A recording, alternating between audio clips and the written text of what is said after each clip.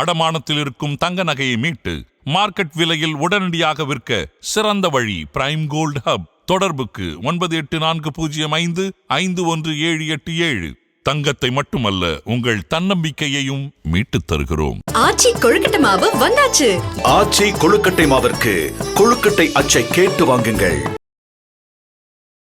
புரட்சித் தலைவர் எம்ஜிஆர் அவர்கள் நாடக உலகத்திலும் சரி, திரையுலகத்திலிருந்தும் சரி, அரசியல் பொது வாழ்விலும் சரி, தனி வாழ்விலும் சரி, எந்த ஜாதிய மத பாகுபாடு இல்லாத ஒரு அப்பழுக்கற்ற தலைவராக வாழ்ந்தார். அவர் மீது இப்படி ஒரு வன்மமான கருத்தை திருமாவளவன் சொன்னது என்பது ஏற்கவே முடியாது. இந்த தமிழ் மண்ணிலே திருமாவளவனோடு பயணிக்கிற இந்த தாழ்த்தப்பட்ட, ஒடுக்கப்பட்ட, நலிந்த, விளிம்பு நிலை மக்கள்ல 90% பேர் அவருடைய கருத்தை ஏற்க மாட்டாங்க. கோட்பாடற்றவர் அப்படிங்கிற மாதிரி எல்லாம் இருக்குல்ல, அதெல்லாம் ஒருவித திமிர்த்தனம் என்றுதான் நான் பதிவு பண்ணேன். தொடக்கூடாத இடத்தை தொடுகிறார். நான் என்ன கேட்குறேன், பிராமணியர்கள் பின்னணியில் இருந்தாங்கன்னா திமுகவிலிருந்து எம்ஜிஆரை வெளியேற்றுவதற்கு கலைஞர் கருணாநிதி தான் எடுத்து முடிவெடுத்தார். எந்த பிராமண சக்தி அவர் பின்னாடி இருந்து இயக்குச்சு சொல்லணும்ல. அவரா வெளியில கட்சி தொடங்கினாரா? இல்லை, வெளியேற்றப்பட்டார். எனவே இந்த பிராமண சக்தி, பிராமணியர்கள் புரட்சித் தலைவர் எம்ஜிஆரை இயக்கி அவரை தனி கட்சி தொடங்கி கருணாநிதிக்கு எதிராக களமாட சொன்னார்கள் அப்படிங்கிறது அபத்தமானது, 100% உண்மையற்றது. புரட்சித் தலைவர் எம்ஜிஆர் அவர்கள் பிராமணர்களுக்கு ஆதரவாக இருந்தார், பிராமணிய கண்ணோட்டத்தோடு செயல்பட்டார் என்கிற அந்த குற்றச்சாட்டு இருக்குல்ல, இது எந்த அளவிற்கு அபத்தமானதுங்கிறதுக்கு ஒரு மிகப்பெரிய உதாரணமே, காலமாக உயர்ந்த சமுதாயம், ஃபார்வர்ட் கம்யூனிட்டியாக பிசியாக இருந்த பலருமே கர்ணம், நாட்டாமை, கணக்கு பிள்ளை, மணியக்காரர் என்று இருந்த அந்த பாரம்பரியத்தை ஒழித்து தலித் மக்கள் கிராம நிர்வாக அலுவலராக வர வேண்டும் என்று ஒரு அரசாணையை பிறப்பித்து இந்தியாவிலே மிகப்பெரிய சாதனையை படைத்தவர். சார், அதே போல ஜெயலலிதா அவர்கள், அவங்க ஒரு பிராமண பெண்மணி, ஒரு திராவிட இயக்கத்துக்கு ஒரு பிராமண பெண்மணி தலைவியாவதற்கு மிக முக்கியமான காரணம் எம்ஜிஆர் தான் அப்படின்னு சொல்றாரு. அண்ணா திராவிட முன்னேற்ற கழகத்திற்கு இந்த கட்சியை நிர்வகிக்க புரட்சித் தலைவர் எம்ஜிஆர் அவர்களுக்கோ செல்வி ஜெயலலிதா அவர்களுக்கோ இந்த பிராமணிய எண்ணம், சிந்தனை ஒருபோதும் இந்த உலகத்தினுடைய மிகப்பெரிய இந்துக்கள், குறிப்பாக பிராமணிய சமுதாயத்தைச் சேர்ந்தவருடைய ஞான குருவாக இருந்த சங்கராச்சாரியாரை துணிச்சலாக கைது பண்ணார். அந்த தகவல் கிடைத்த உடனே தன்னுடைய சகாக்களிடம் பேசிய கலைஞர் கருணாநிதி சொல்லியிருக்கார், அதிர்ந்து போயிட்டேன், பிரமிச்சுட்டேன். எம்ஜிஆர் மறைந்து விட்டார். இந்த நேரத்தில் இப்படி பேசுறதுக்கு என்ன ஒரு பொலிட்டிக்கல் அஜெண்டாவுக்கு திருமாவுக்கு இருக்கு? சமூக அவலங்கள் பலவும் திராவிட முன்னேற்ற கழகத்தில் நடந்து கொண்டிருக்கிறது. இதற்கு எதிராக இந்த நலிந்த விளிம்பு நிலை மக்கள், தலித் மக்கள் ஒரு ஆவேசமான குரல் எடுக்கிறார். இதை நடைமாற்றுவதற்காக ஆதரணையர்களுக்கு அன்பு வணக்கம். இன்று நம்மோடு மூத்த பத்திரிகையாளர் திருமிகு துரை கருணா வந்துள்ளார். வணக்கம் துரை கருணா. வணக்கம் சகோதரா. சார், நீங்க எம்ஜிஆர் ஆரம்பித்த நமது அண்ணா அந்த நாளிதழில் எம்ஜிஆர் காலம் தொட்டே நீங்க பத்திரிகையாளராக பணிபுரிந்தவர். இன்றைக்கு மீண்டும் எம்ஜிஆர் ஒரு மிகப்பெரிய ஒரு பேசு பொருளாக மாறி இருக்காரு. அதுக்கு வெடிக்கொளுத்தி போட்டவர் விசிகாவுடைய தலைவர் திருமாவளவன் அவர்கள். சமீபத்தில் கலைஞருடைய நினைவு நாள், அந்த ஒரு திமுகவினர் செய்த ஒரு மேடையில் திருமாவர்கள் கலைஞரை புகழ்ந்து பேசியிருக்காரு. அதே சமயம் எம்ஜிஆரின் மீது சில விமர்சனங்களையும் வச்சிருக்காரு. குறிப்பாக எம்ஜிஆருக்குன்னு கொள்கை கிடையாது, திமுக எதிர்ப்பு, கலைஞர் எதிர்ப்பு தான் எம்ஜிஆருக்கு ஒரே கொள்கை. திராவிட இயக்கத்துக்குள் பார்ப்பனியத்தை ஊடுருவ செய்தவர் எம்ஜிஆர். ஒரு திராவிட இயக்கத்திற்கு ஒரு பார்ப்பனிய பெண் தலைவர் ஆவதற்கு மிக முக்கியமான காரணம் எம்ஜிஆர். எம்ஜிஆருடைய கொள்கைன்னு எடுத்துக்கிட்டா பெருசாலாம் எதுவும் கிடையாது, கருணாநிதி எதிர்ப்பு தான், சமூக நீதி அதெல்லாம் ஒரு 7வது 8வது தான் வரும் அப்படின்னு ஒரு விமர்சன ரீதியா எம்ஜிஆரை மிக கடுமையாக தாக்கி பேசியிருக்காரு. அதற்கு அதிமுகவினர் மிக கடுமையாக எதிர்வினையை கொடுத்து வந்துட்டு இருக்காங்க. நீங்க எம்ஜிஆர் ஆரம்பித்த பத்திரிகையில வேலை பார்த்தவர், எம்ஜிஆரோடு கிட்டக்கிருந்து பார்க்கக்கூடிய வாய்ப்பை பெற்றவர். நீங்க சொல்லுங்க சார், திருமாவளவன் சொன்னதெல்லாம் உண்மையா சார்? ஏன்னா நீங்க எம்ஜிஆர் கூட இருந்தவர், நீங்க சொன்னாதான் இதுக்கு ஒரு நம்பகத்தன்மை கிடைக்கும் சார். விடுதலை சிறுத்தைகள் கட்சியின் தலைவர் சகோதரர் திருமாவளவனுடைய கருத்து என்பது அபத்தமானது. புரட்சித் தலைவர் எம்ஜிஆர் அவர்களை பொறுத்து அன்றும் சரி, இன்றும் சரி, என்றும் அவர் பேசுபொருளாகத்தான் இருப்பார். ஆனால் தேவையற்ற ஒரு விதண்டாவாதமான கருத்துக்களை புகுத்துவது என்பது நிச்சயம் எவராலும் ஏற்க முடியாது. இன்றைக்கும் கூட அரசியல் களத்தில் அவருடைய தாக்கம் என்பது இருக்கிறது, நம்ம பார்த்துருக்கிறோம்.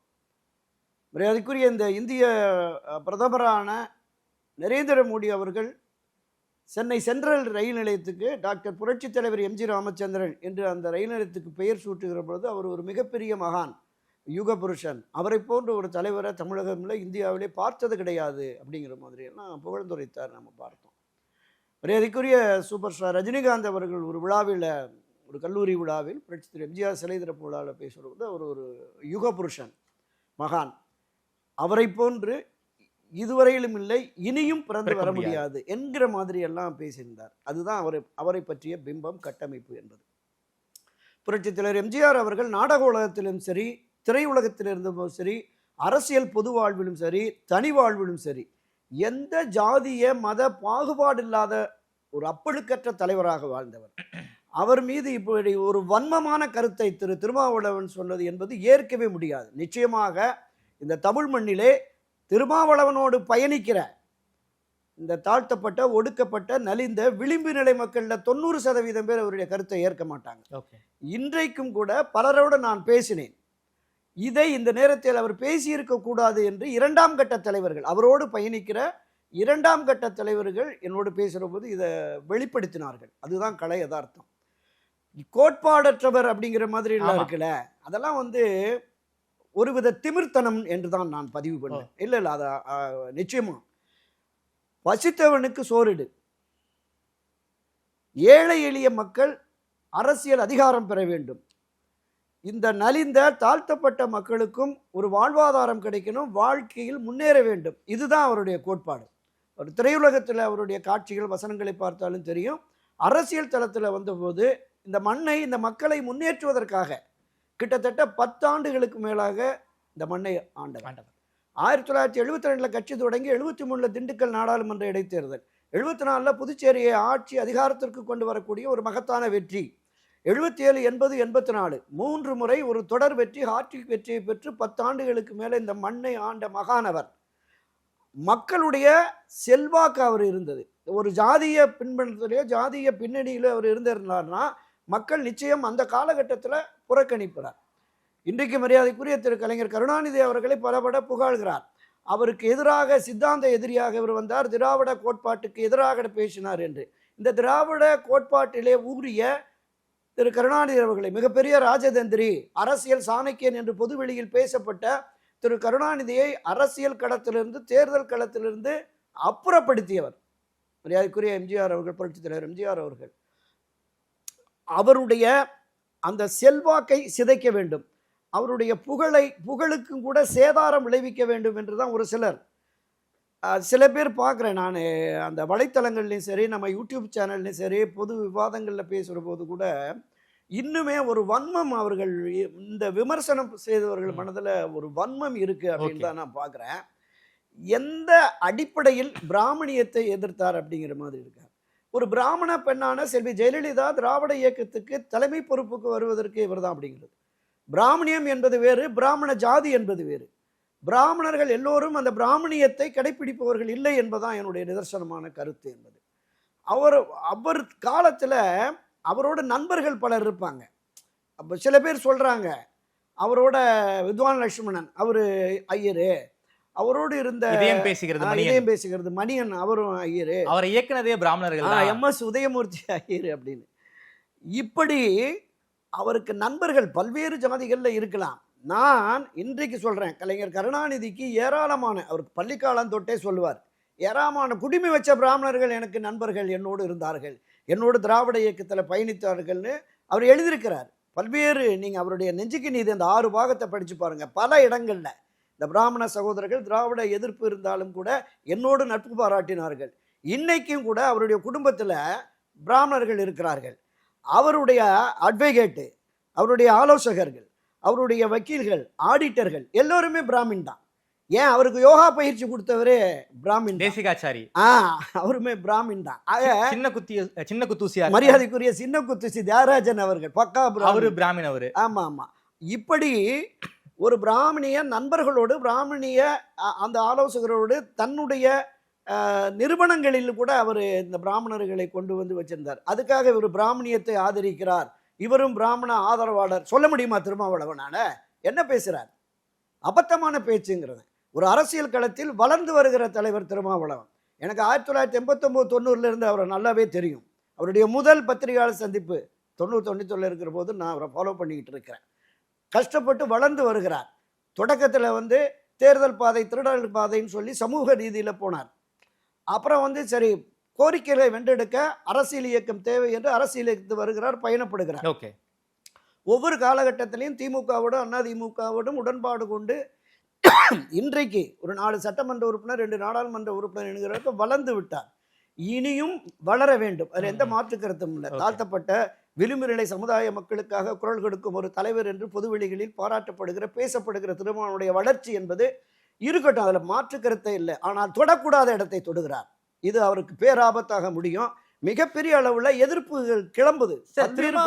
திருமா பேச்சு நாம் வந்து கோடிட்டு பார்க்கும்போது எம்ஜிஆர் அவர்கள் திமுகவில் இருந்து வெளியே வந்ததுக்கு மிக முக்கியமான காரணம் டெல்லி அவரை வந்து கையில் எடுத்ததன் காரணமாக தான் திமுகவில் இருந்து வெளியே வந்தாரு அப்படிங்கிற மாதிரி எல்லாம் வந்து சோசியல் மீடியால பல பேரும் எழுதுறாங்க. முதல்ல ஏன் சார் வந்து திமுக இருந்து வெளியே வந்தாரு? குறிப்பா கலைஞரை ஏன் எதிர்க்கணும்னு எம்ஜிஆர் வந்து திமுக விட்டு வெளியே அனுப்பப்பட்டார், ஏன் வெளியே வந்தார்? திருமாவளவன் உட்பட இந்த விமர்சன கருத்தை முன்வைத்தவர்களுக்கு அரசியல் புரிதல் இல்லை, அரசியல் பார்வை இல்லை. என்ன நடந்தது 1971-72 காலகட்டத்தில் என்ன நடந்தது என்கிற விவரங்களை விஷயங்களை அவங்க முழுமையாக உள்வாங்கலை அப்படிங்கிறத நான் பார்க்குறேன். 1957, 62, 67, 71 52 தேர்தலில் திராவிட முன்னேற்ற கழகம் போட்டியிடலை. 49 கட்சி தொடங்கி 1957 தான் முதல் தேர்தல். அந்த 57 தேர்தல், 62 தேர்தல், 67 தேர்தல், 57, 62, 67, 71 இந்த 4 தேர்தல்களையும் மரியாதைக்குரிய எம்ஜிஆர் அவனுடைய பிரச்சாரம் என்பது மிகப்பெரிய அளவில் திமுக வெற்றிக்கு கை கொடுத்தது. பேரறிஞர் அண்ணா அவர்களே திராவிட முன்னேற்ற கழகத்தை தோற்றுவித்த பேரறிஞர் அண்ணா அவர்களே பல சந்தர்ப்பங்களில் சொல்லியிருக்கிறார், எம்ஜிஆரால் தான் எங்களுக்கு கட்சிக்கு வெற்றின்னு. நான் பல பதிவுகளில் சொல்லியிருக்கேன். எம்ஜிஆர் அவர்களை திராவிட முன்னேற்ற கழகத்திலிருந்து விலக்க வேண்டும் என்று ஒரு 2 சந்தர்ப்பங்களை சொல்றாங்க. ஓகே.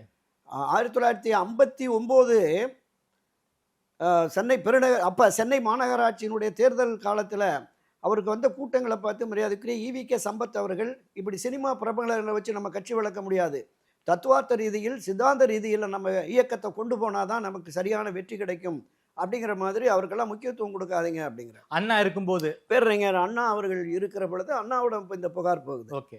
அப்போ பேரறிஞர் அண்ணா சொல்கிறார், அவர் திரைப்படம் மூலமாக நம்முடைய கட்சியினுடைய கொடியை கொள்கைகளை கொண்டு போய் சேர்க்கிறார். நீங்கள் சக்கரவர்த்தி திருமகள்ல அவருடைய பேர் உதயசூரியன்.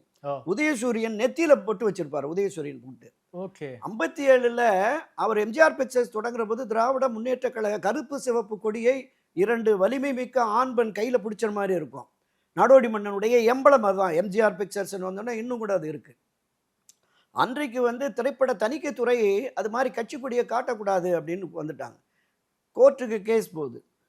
உடனே இது தொடர்பாக தமிழகம் முழுவதுமே இந்தியா முழுவதுமே அரசியல் கட்சி கொடி திரைப்படத்தில் இருக்கிறதா அப்படின்னு சொல்லி பார்த்து கேரள மாநிலத்தில் 52-53 காலகட்டத்தில் கம்யூனிச கொடி ஒரு பேரணியில் பயன்படுத்தப்பட்டிருக்கு. இன்னொன்று திரிபுராவிலேயோ வெஸ்ட் பெங்கால்லையோ கொடி ஒரு திரைப்படத்தில் வருது அப்படிங்கிற மாதிரி. இதை ஆதாரமாக கொண்டு தான் அந்த கேஸை உடைச்சு திமுக கொடியை கொண்டு வருகிறார்.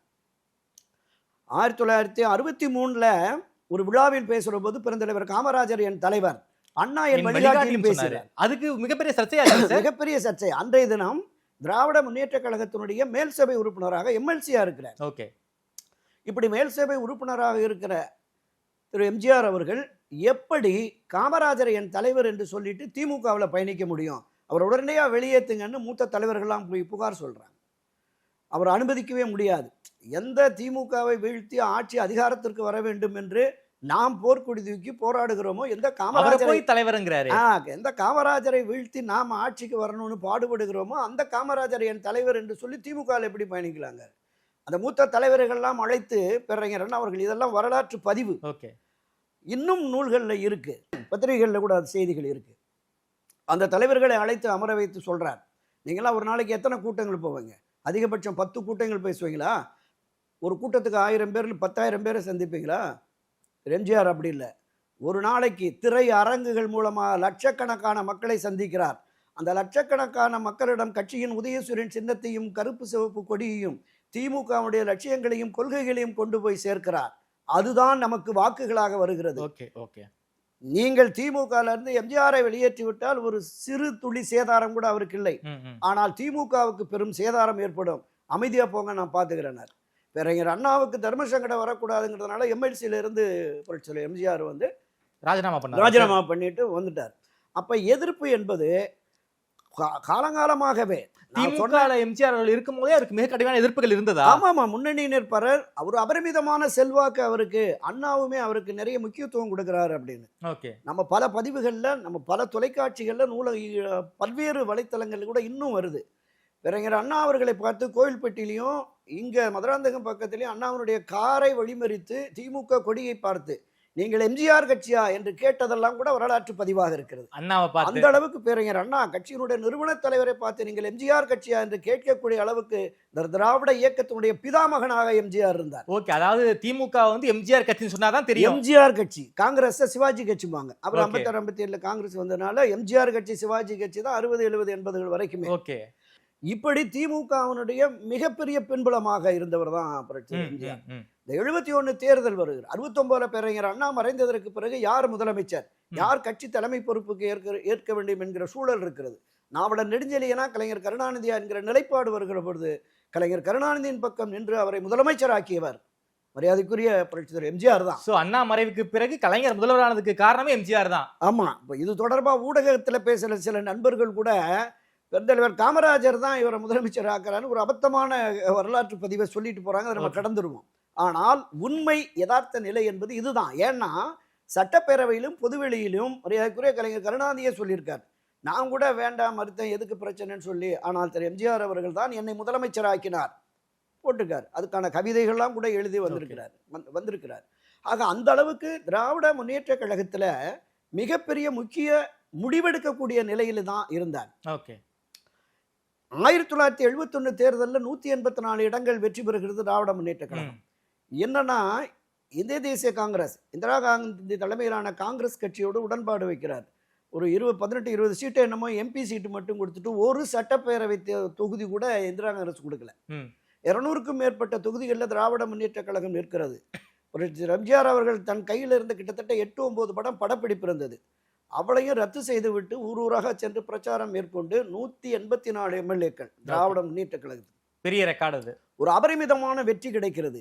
கட்சியினுடைய தலைமை பொறுப்பையும் அண்ணா வந்து திமுகவை தொடங்குற போது தலைவர் நாற்காலி தந்தை பெரியாருக்காக காத்து கிடக்கிறது. அதனாலதான் வந்து தலைமை பொறுப்பை நாங்க ஏற்க மாட்டோம், இந்த கட்சியில் பொதுச் செயலாளர். ஆனால் அந்த அண்ணாவின் கருத்துக்கு மாறாக அண்ணா மறைவுக்கு பிறகு திராவிட முன்னேற்ற கழகத்தின் சட்டத்திட்ட விதிகளை திருத்தி தலைமை பொறுப்பை மரியாதைக்குரிய கலைஞர் கருணாநிதி எடுத்துட்டார். கட்சியின் தலைவர் அவர்.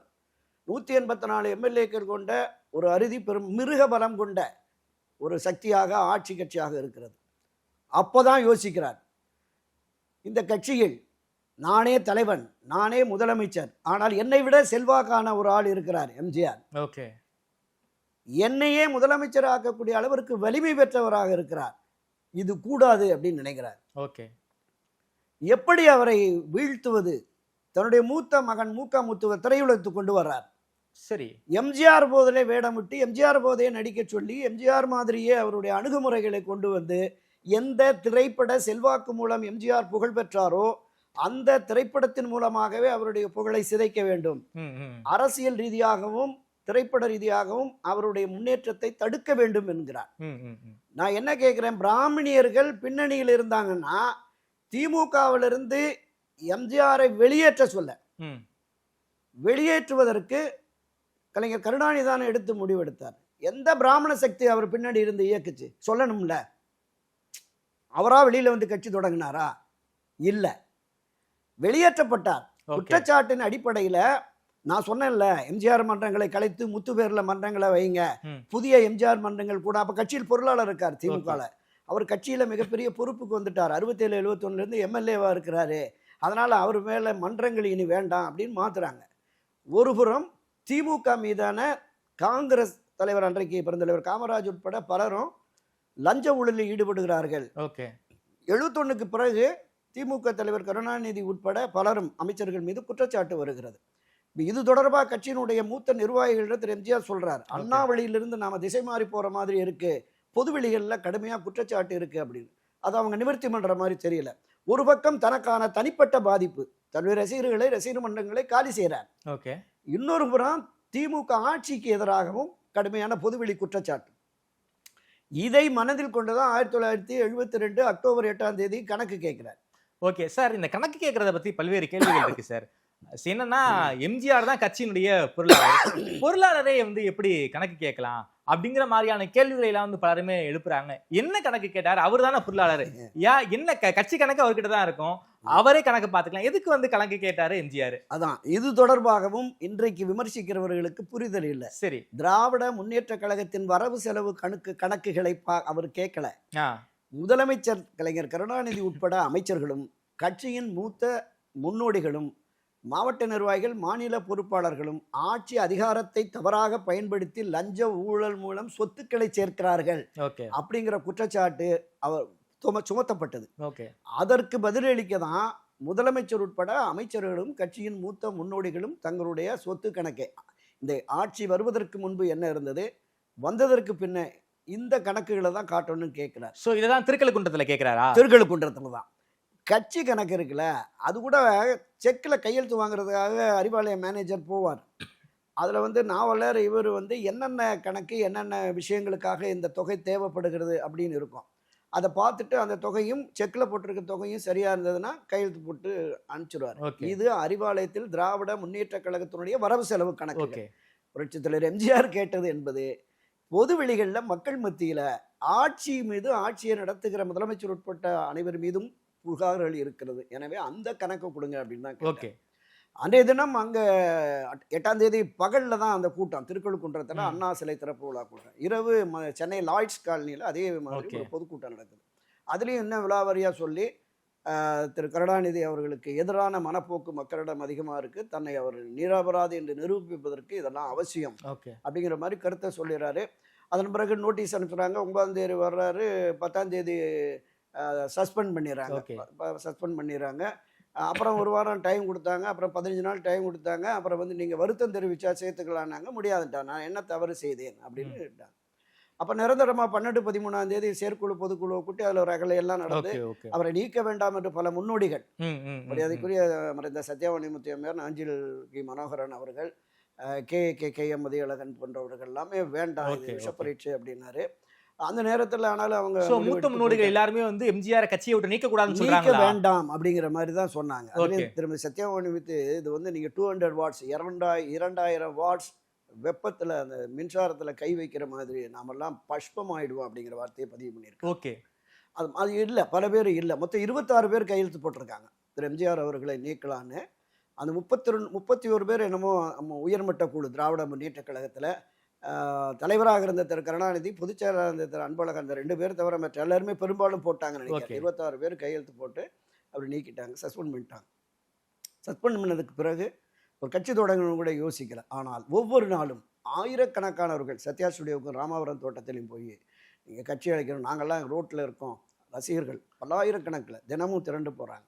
கட்சியினுடைய அன்றைக்கு எம்ஜிஆர் அவர்கள் நலம் விரும்புகிற சில மூத்தவர்கள் கூட சொன்னாங்க, வேண்டாங்க, நீங்கள் அரசியல் கட்சி தொடங்கினா அரசியல் கட்சியிலேருந்தும் உங்களை அழிச்சிருவார், சினிமா உலகத்திலேருந்து உங்களை அழிச்சிருவார், கருணாநிதியுடைய குணாதிசயம் உங்களுக்கு தெரியும் அப்படின்னு பயமுறுத்துறாங்க. ஓகே.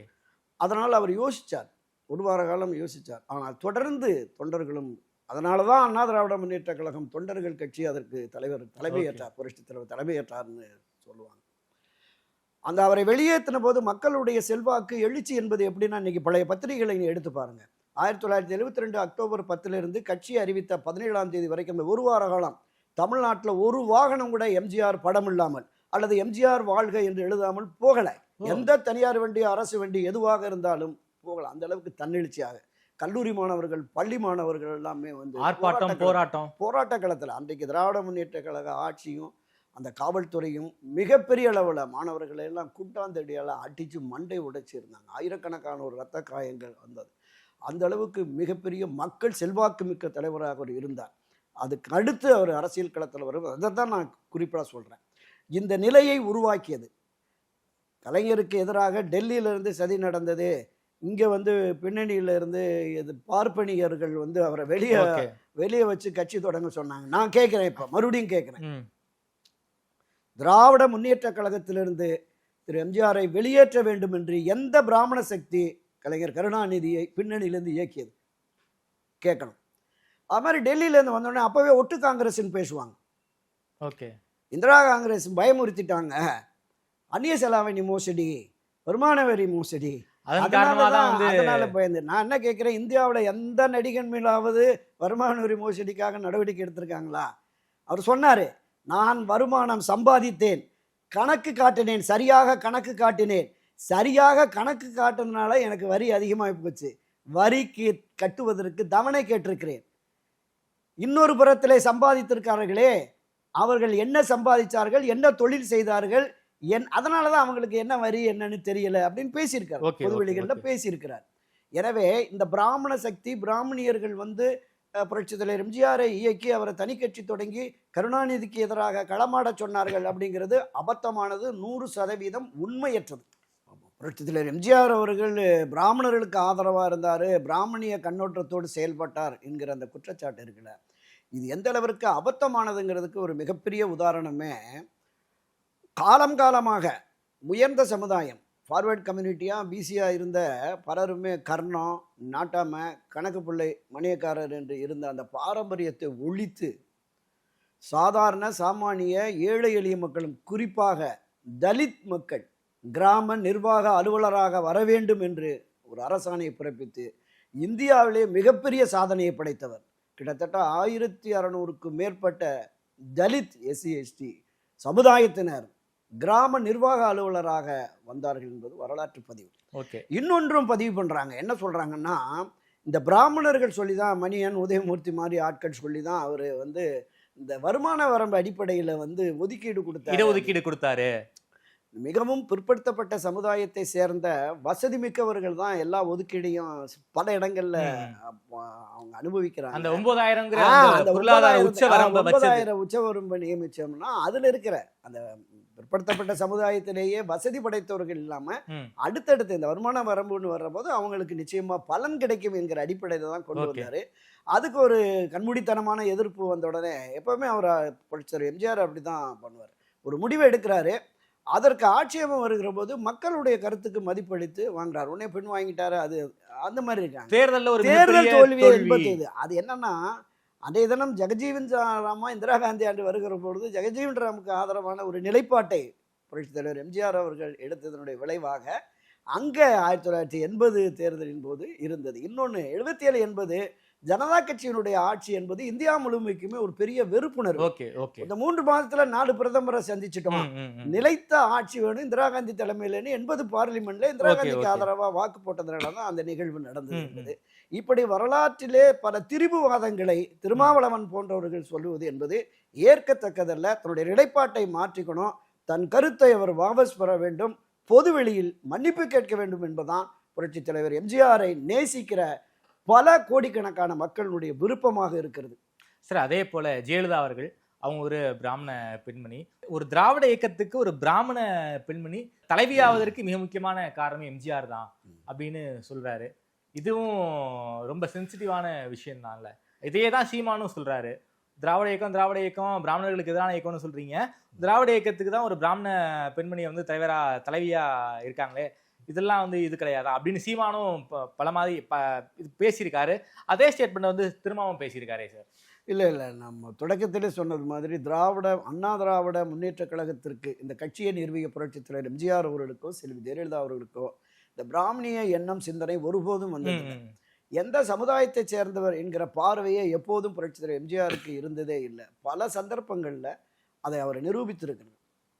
சாதாரண ஏழை எளிய அந்த தாழ்த்தப்பட்ட தலித் மக்கள் அவர்களுடைய உயர்வுக்காக பாடுபட வேண்டும் அப்படிங்கிற நோக்கம் தான் அவருக்கு தொடக்க முதலே இருந்தது. அடிப்படையில் இருக்கிற நலிந்த மக்களை உயர்த்த வேண்டும் அப்படிங்கிற மாதிரி தான் இருந்தது. அவர் அரசாட்சி நடத்துகிற போதும் அந்த மக்களுக்கான விஷயங்களை தான் முன்னெடுத்தாரே தவிர பிராமணியன் போகலை. அண்ணா திராவிட முன்னேற்ற கழகம் எந்த காலகட்டத்திலையும் யாரையும் புரட்சித் எம்ஜிஆர் அவர்கள் தன்னுடைய வாரிசாக அறிவிக்கவே இல்லை, வாரிசாக அறிவிக்கலை. அரசியல் தளத்தில் மரியாதைக்குரிய மறைந்த முன்னாள் முதலமைச்சர் செல்வி ஜெயலலிதா அவர்கள் 1982 அதிமுகவுக்கு கொண்டு வர்றார். அண்ணா திராவிட முன்னேற்றத்துக்கு கொண்டு வருவதற்கு என்ன அடிப்படை காரணம்னா, தன்னை போலவே எந்த குடும்ப பின்னணி இல்லை, அதனால அவர் சிறந்த நிர்வாகத்தை அண்ணா திராவிட முன்னேற்ற கழகத்தில் வளர்ச்சிக்காக அவர் முன்னெடுத்து செல்வார் அப்படிங்கிற அடிப்படையில் தான் கொண்டு வர்றாரு.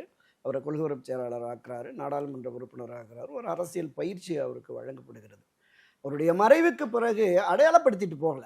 இவங்க தான் தலைவி எந்த அப்படின்னு. திராவிட இயக்க தலைவர்கள் என்று நாம் இன்று கொண்டாடுகிறோமோ அந்த நாவலர் நெடுஞ்செழியன், ராஜாராம், பொன்னையன், அரங்கநாயகம் போன்றவர்களாம் அவரை தலைவராக ஏற்றுக்கொண்டு, செல்வி ஜெயலலிதா அவர்களை ஏற்றுக்கொண்டு அவர் பயணிக்கிறார்.